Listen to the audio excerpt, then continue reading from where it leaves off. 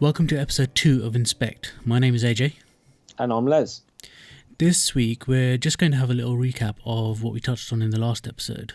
You may recall that myself and Les used to work together at our last jobs.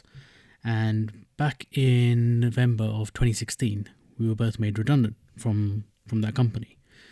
And we just thought we'd go over the experience and what we learned from it and how we bounced back from being made redundant, especially around Christmas time when it was not a great time of year. So you got anything that you want to start with? It starts out as the whole company was liquidated, like you said, in November of last year. I still remember it quite clearly. It was a typical Friday morning. I was getting in nice and early to do a not recommended live deploy. So I just finished doing all the backups and everything else. And it sort of hit 9:30 when pretty much everyone was in, and pulled into the meeting room. Initially, we all thought it was quite jovial, some good news or something like that. But the strict faces as we went in, and the two strangers that turned out to be the administrators, put everyone pretty worried quickly. And read out the bad news. Thank you for your services. You've worked for 3/4 of a month, and you're not going to get paid. So please go home. Yeah, I think that was, obviously the whole thing was a bit of a shock, but the fact that it happened quite late into the month as well, and then it was a case of, right, you're not going to get paid for this month, and obviously there's nothing else coming up for the rest of the year now. Yeah. And they're literally, I remember, because we used to start at 9:30, I remember I was just getting settled into the morning. I just made myself a coffee and I was just unpacking my bag and getting ready to sort of sit down and get on with the day. And that's when we got called downstairs to the boardroom. But it was a big shock. And I'd only been there for less than a year, so you'd been there for about a year, just over, wasn't it? I think it's been about a year and a half I'd been there. Some people have been there a good 10, 11 years. Yeah, exactly. So I can't imagine how they were feeling, but it was it was a tough time actually, because the whole of the company being made redundant all at the same time meant that all of a sudden there's these 30 people that are on the market looking for work all at the same time, all doing something fairly similar. Yeah. And it was just on the lead up to Christmas as well, when everyone's expecting to sort of have a little bit extra spending than normal, as you do around the holiday season, don't you? It's the time when you don't want to be out of a job and having to dip into your savings. Well, yeah, that was sort of compounded by the fact of, like I was sort of mentioned earlier, is the 3/4 of a month, which had been a full month by the time you get your head round things, and you do your whole week sort of prepping your CV or getting out there to recruiters and stuff.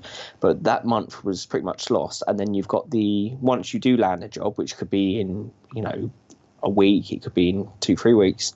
But once you do, you've then got the month waiting time for your first paycheck. It was definitely, it wasn't a great time at all for anyone. Being made redundant is never good, but preferably not around coming up into the lead of Christmas. Yeah, you hear about it happening to companies all the time, but it's just, you take it for granted what it actually means until it happens to yourself, right?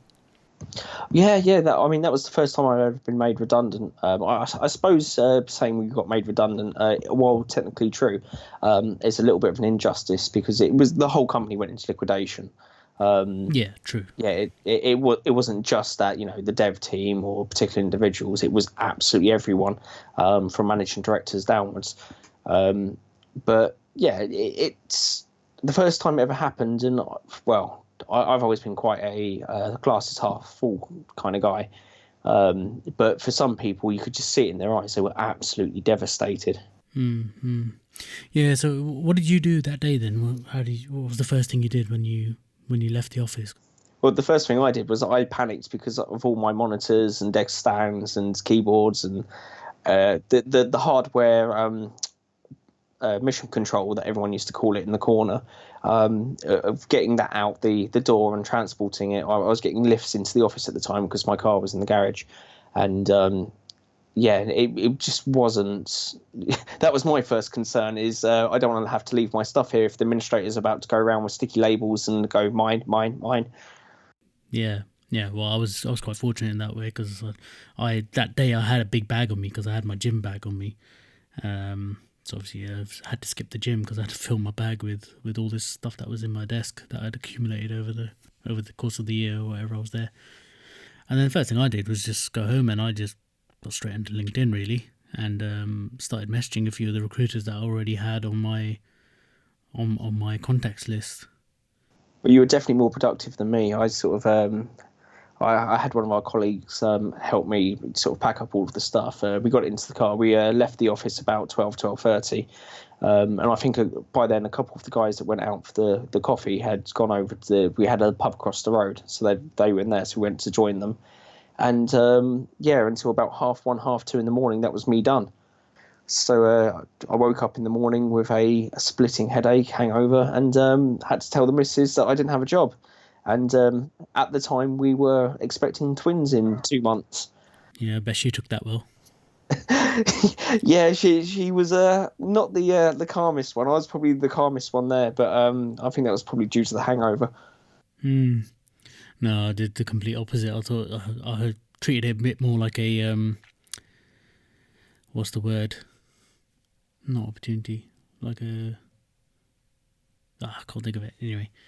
But no, the first thing I did, I was just like I said, I went back and got onto LinkedIn, and I had a few contacts from like previous jobs which I had good dealings with before.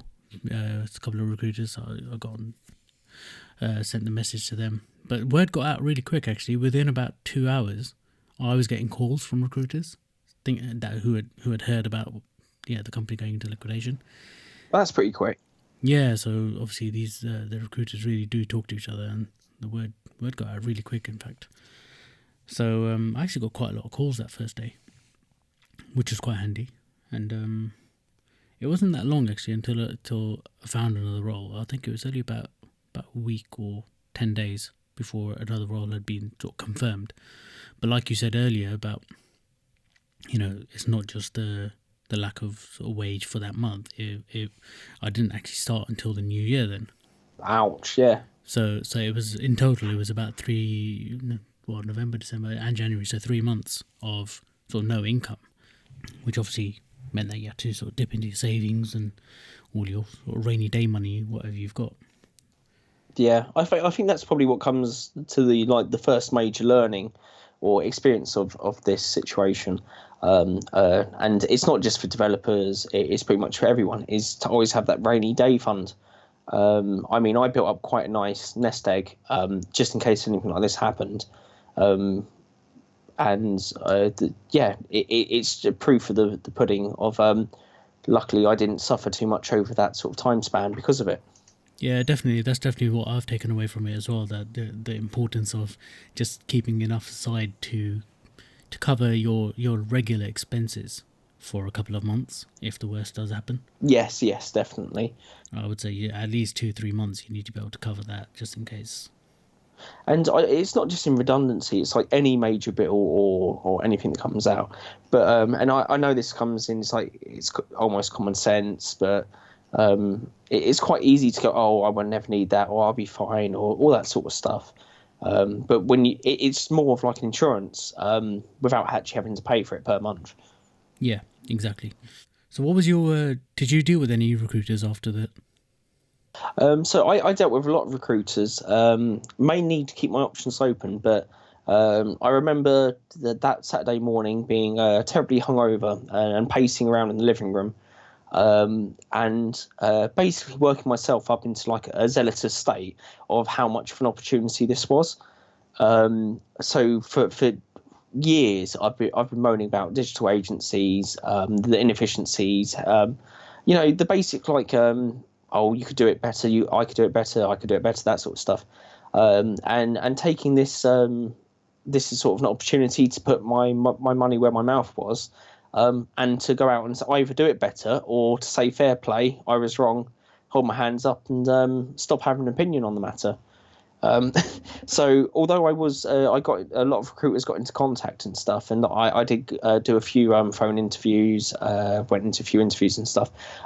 It was pretty much that day that I decided that I was going to set myself up as my own company, and try and break away from the agency model and to try something which is a little bit different.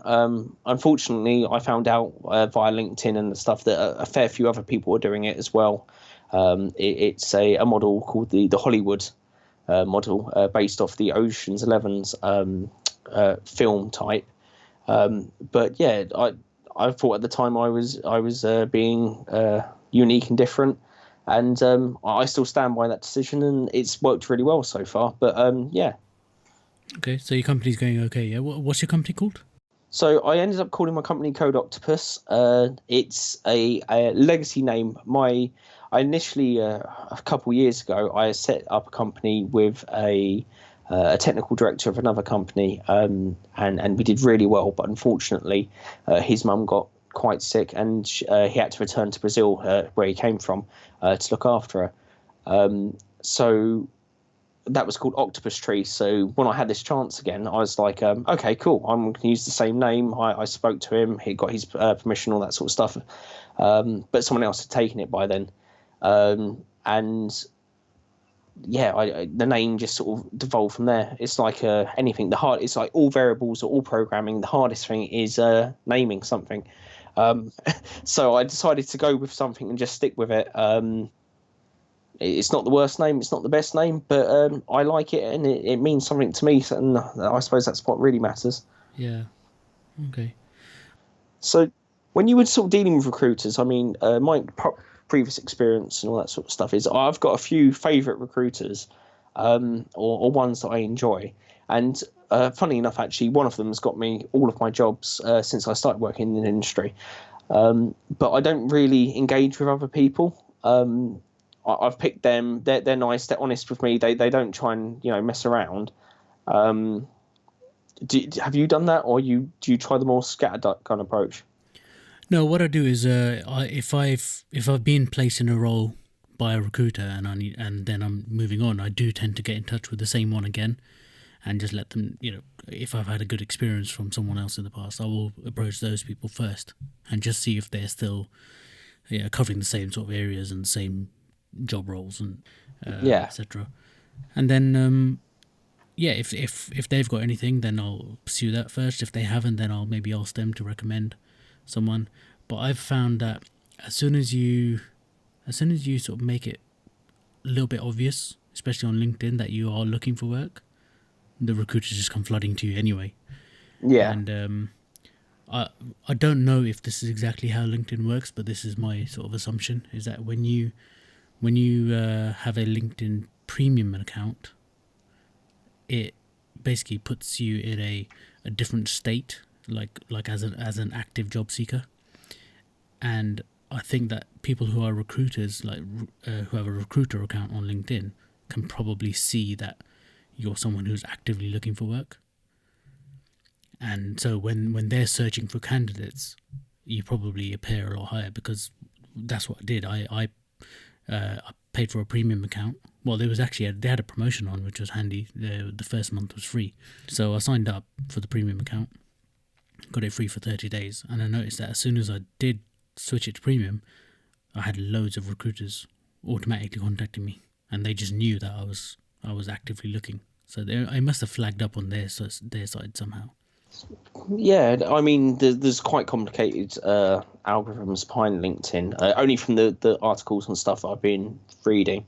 But I think it's more there are notifications on companies and stuff. So if someone flags a company, or it's insolvent, liquidation, or that sort of stuff, their employee, if they have got the premium or the higher package, I can't remember what the name of it is.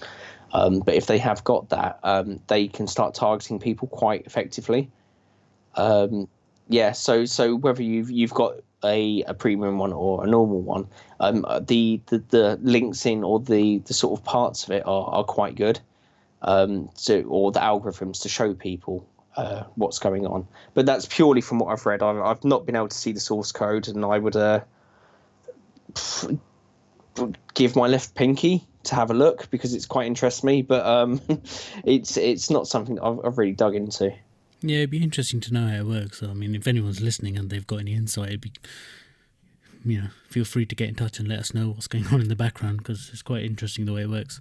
I mean, I've got a love-hate relationship with LinkedIn. I think when you are looking for work, actively looking for work, it is a really good tool. It really helps. It puts the right people in touch with you without you having to make too much of an effort. But when you're not looking for work and you're just maybe using it to maybe share updates or keep in touch with ex-colleagues and people in your network, then it just becomes so annoying because you get so many interruptions, I find. Well, I guess it's like you're saying, it's the purpose that you're using it for. Recently started my own company, going to a lot of business meetups, meeting other entrepreneurs and people doing, like in different industries and stuff. LinkedIn is actually a massive tool to them. And it's more, like the articles, the blog posts, or that are linked into it.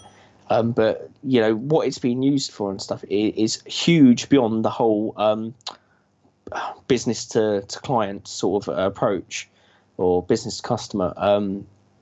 There's a lot of business to business interactions going on there, and as soon as I settle down the business and stuff, is LinkedIn is actually one of my. I've got a load of articles to put on there, and it's one of the first places I'm going to target because it's where the high spend clients or business to business relationships. That's where you can really build them quite easily.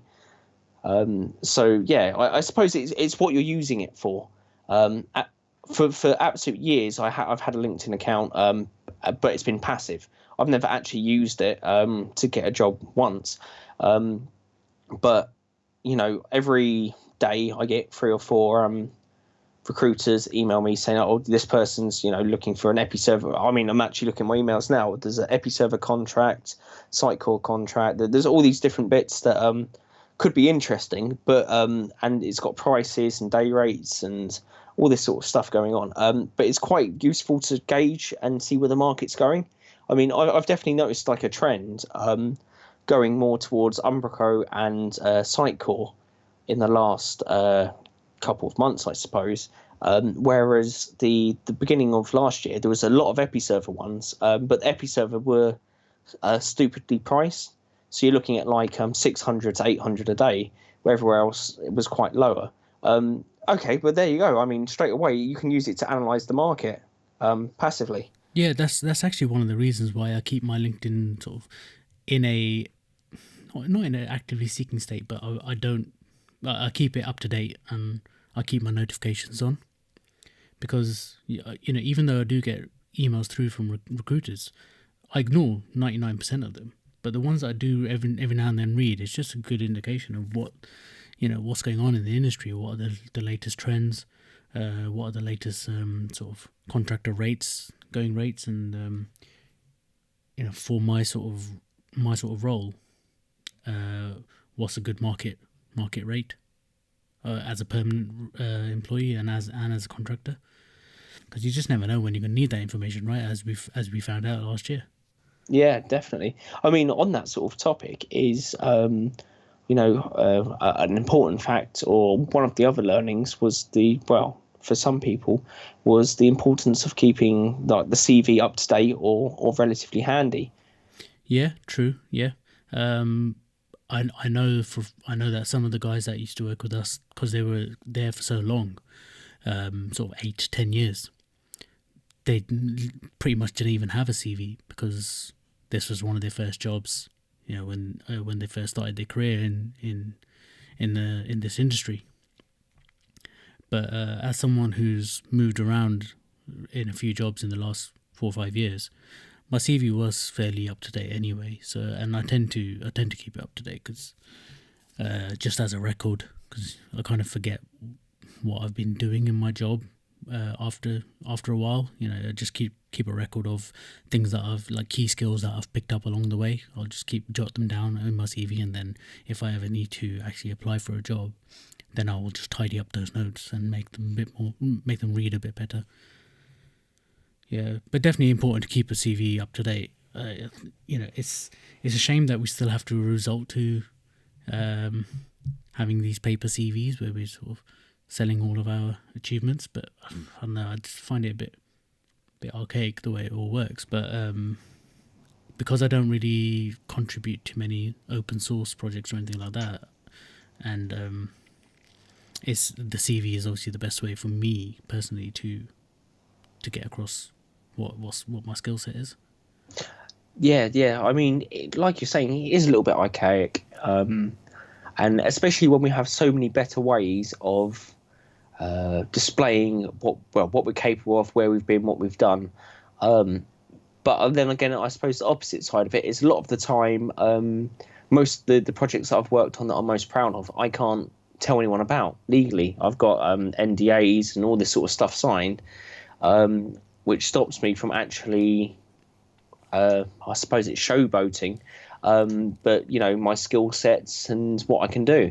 So what can you do at that point? But it is write a CV listing out what you've worked with, what you've done and stuff, without the practical examples. So as a developer, have you ever had to show off your GitHub page, for example? Yes, I have, and I suppose as any self-conscious developer, is my GitHub page goes through 20 plus repositories to 0, as I get too embarrassed of my old code and rip it all down and start re-implementing and doing all that sort of stuff. It depends what sort of month it is. It tends to be when the winter months, when it's dark and it's a bit more gloomy, everything comes down because nothing's good enough. In the summer months, it's a bit more hippie flag flying, code that works, or just fun hacking code that goes up.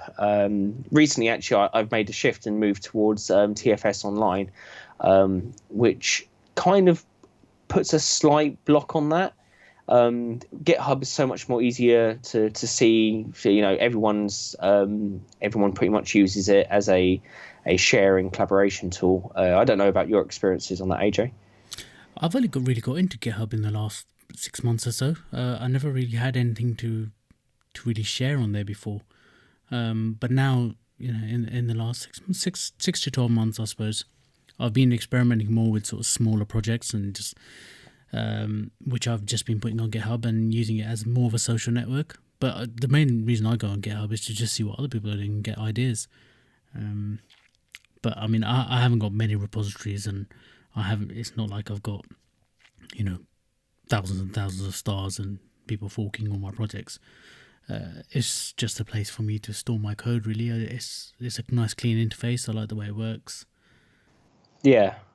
But yeah, I've never been asked to show my GitHub page to any recruiters or any potential employers, though. So I don't know how important that really is. I mean, I've every role I've had, I've been asked to show code that I've worked on.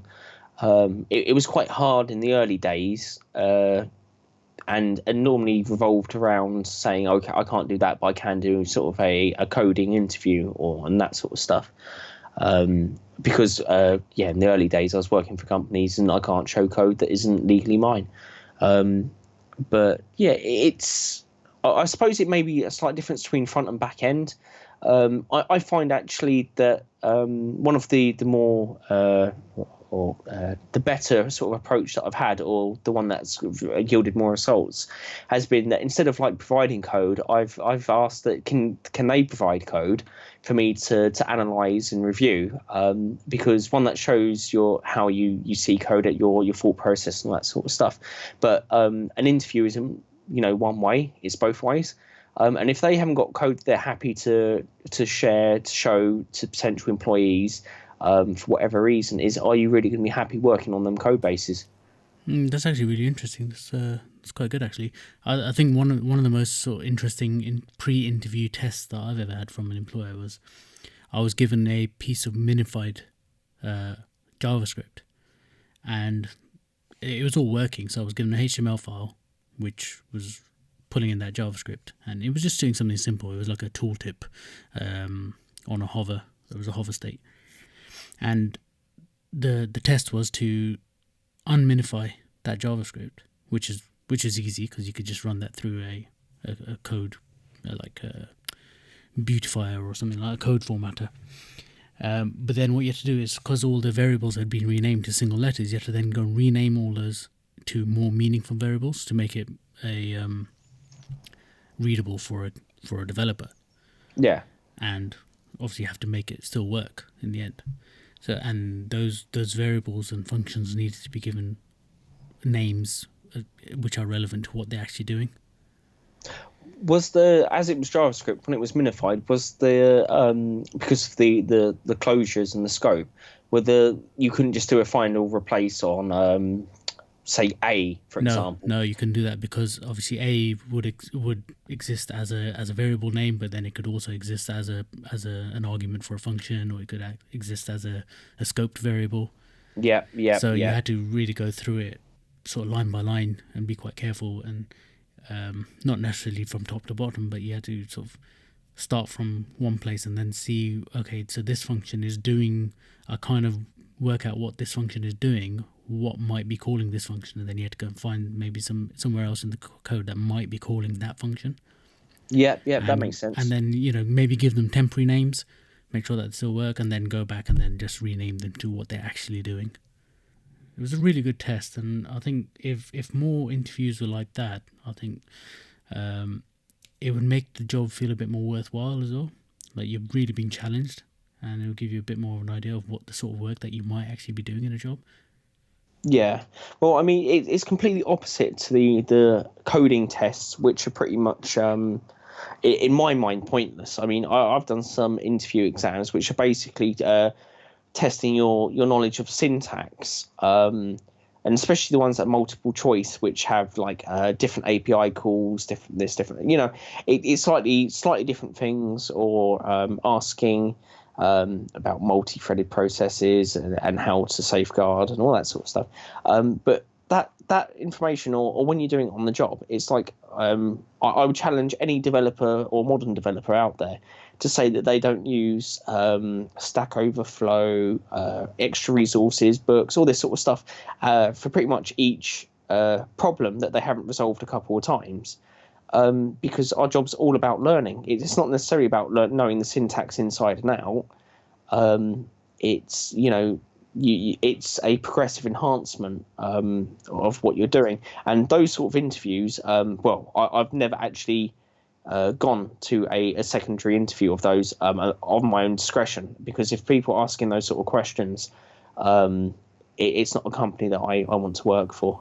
Yeah, it's not about just knowing the syntax. It's about knowing where to find the answer and how to solve the problem, not necessarily, what the actual correct syntax is. Yeah. Well, in my limited experience, people that are very hung up on syntax and pretty much know their chosen framework or language inside and out are very, very clever, smart people, but at the same time, they overcomplicate solutions to no end, where pretty much they're the only ones that can maintain them, develop on them, extend them. They become sort of like the nightmare projects, and that's to not just to like the mid or lower level devs, but also to other high level devs, because coding's not about being smart; it's about doing it right and in the most readable, sensible way. Yeah, absolutely.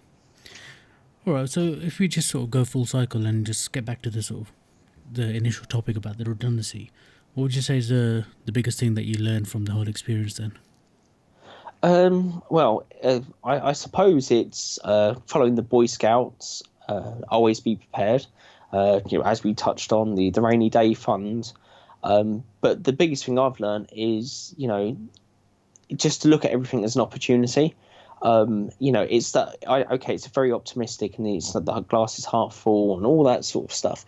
But there's so much potential out there. I mean, if you're thinking in terms of money, is the only way to really get a good pay increase when you're a permanent employee or something like that is to move jobs. And you very rarely ever move down. You nearly always move up, or you hit the same sort of level with bonuses after your first 6 months or something like that. In terms of learning, is moving to another place is brilliant. So you've got the new technologies, new people, people to challenge and motivate you. You've got the pressure to learn and achieve your 3-month review and your 6-month review. Or if you're going it alone, it's the perfect chance, because you don't feel like you haven't got the option. You're not jumping, you're being pushed. And you can sort of throw caution to the wind, especially if you've got a rainy day fund or some sort of backup. You can just go for it. I suppose that's the biggest learnings I've come out of it with. What about you? Well, I don't know if I can really add anything to that. You pretty much covered everything. Sorry. Yeah, no, that was a good answer, actually. That's pretty much what it is, isn't it? Although the situation was not ideal, you just got to take it as a learning experience and pick yourself back up and move on to the next. The rainy day fund is definitely probably the most important one, I would say, because you just don't know how long you might be out of work for. It could be a week, it could be 3 months, and life doesn't stop just because work has stopped. You still have mortgage to pay, still have bills and school fees, depending on whatever you got. So that sort of stuff needs to all carry on, and then everything else is just a new opportunity, isn't it? Is to meet new people, maybe change direction of your career, and like you said, do something like what you've done, is start your own business and see if you can go alone. Yeah, it's been a good experience, and we both come out of it on a positive note, which is the main thing, I suppose. Well, I've been keeping it, as you have as well. We've been keeping in contact with majority of the people from the old company, I don't think anyone's actually got into dire straits. Everyone's sort of landed on their feet. There's been 4 or 5 new businesses set up. People have moved to new companies and happier than ever. It's a good experience for everyone, out of the ashes. Yeah, I think we're quite fortunate as well about the location that we're in. Like within the Berkshire area, it's quite a sort of up and coming tech hub as well. There's a lot of companies that you can pick and choose from. There's quite a few agencies. There's a lot of big sort of corporates as well. You got companies like Microsoft and Dell and Virgin Media and Verizon, all within pretty small commute distance. So it wasn't too difficult to find another company that is looking for someone with your skills. Even though the fact that there was 30 people all looking for the same sort of jobs all at the same time, there was kind of enough to go around, which was really fortunate. I imagine if we were in another part of the country where maybe the tech industry isn't as thriving, it would be quite difficult. But I suppose it's just fortunate of where we are at the moment. Yeah, I suppose it comes down to as well with how people approached it. No one really sort of gave up or threw in the towel. Pretty much from that first week, it's like you went straight home and you're on LinkedIn and sorting that sort of stuff out. Everyone was proactive. Unless it's someone like you who just goes and drowns their sorrows and spends the evening in the pub, but why not? So if you enjoyed the show, do remember to hit the subscribe button wherever you're listening to this. And if you want to drop us any feedback, you can catch us on our website at inspect.fm, or you can drop us a message on Twitter at inspectfm, and we will catch you in the next show. See you next week. See you later. Bye.